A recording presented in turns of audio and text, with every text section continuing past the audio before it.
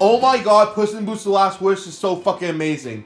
Not only do I consider this one of the best Dreamworks films ever made, but it's easily on my top 10 favorite animated films of all time. Which is hysterical since I don't like the first Puss in Boots that much. I mean, it's far from the worst Shrek property out there, but I found the story to be really generic and the journey to be pretty forgettable.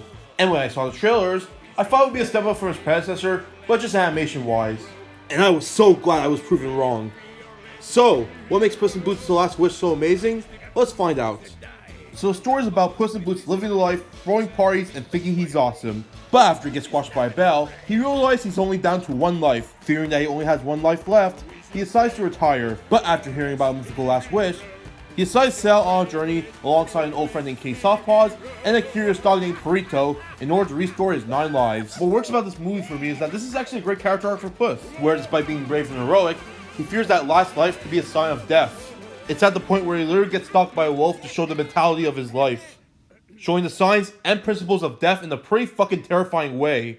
Speaking of which, I gotta say that Death is my favorite Dreamworks villain of all time. Like, I haven't seen an animated villain that's this threatening and this menacing since Frollo from The Hunchback of Notre Dame. Like, every time he's on screen, he is terrifying in the best way possible, making him the best thing about this movie. But it's not just Death. Everything else about this movie is really great. There's this one scene where a scenery changes every time someone holds the map, seeing their vision of how they view the wish, which is a nice addition to this movie, I gotta say. Speaking of which, it's rare for a movie to make a cast of characters where I love every single one of them. What's even more shocking is that since this cast is huge, you think a bunch of these characters would be pointless.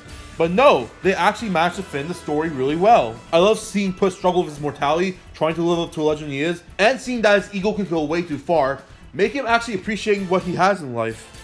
And it all comes down to the relationship between the characters. One of them being Kay Softpaws, a character I did not care at all in the first film, was actually well written in this film. I really enjoyed her arc of not trusting anyone, and learning that she has to open her door for others, leading into a nice message about trust that doesn't hammer it into your face. There's also this dog named Perito, who I found at first was going to be the comic relief, but no, he offers more than just that. He has this tragic backstory about his family that doesn't traumatize him at all because he's used to looking at the positive signs of life. Not only is it very well done in this case, but it can also be very emotional. There's also Goldilocks and the Three Bears, who at first may be your typical crime family, but there's a sweet story to it where even though the bears aren't Goldilocks' true family, they still raise her and really do care for her. And despite being bears, they actually do feel like a true family. And then there's Jack Horner, who has to be the funniest character in this movie, rather it be his use of fairy tale weapons, his interaction with this one cricket, or John Mulaney's vocal performance, which was actually one of his better roles, was really well done in this film. That was horrible! Your wish is horrible! You're horrible! You're an irredeemable monster! Oh, what took you so long, idiot?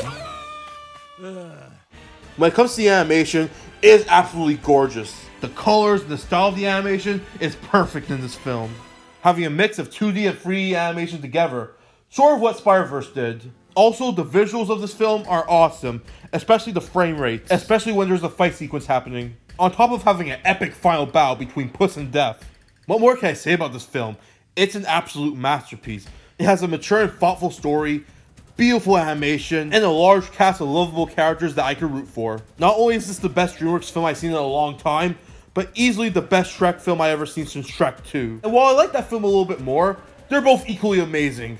This is a film that everyone must watch. In fact, you don't even have to see the original Puss in Boots or the Shrek films to watch this film, since it does work as a standalone feature. This truly is a milestone in the Shrek franchise, and if they do plan to make a 5th film, well, I wouldn't mind.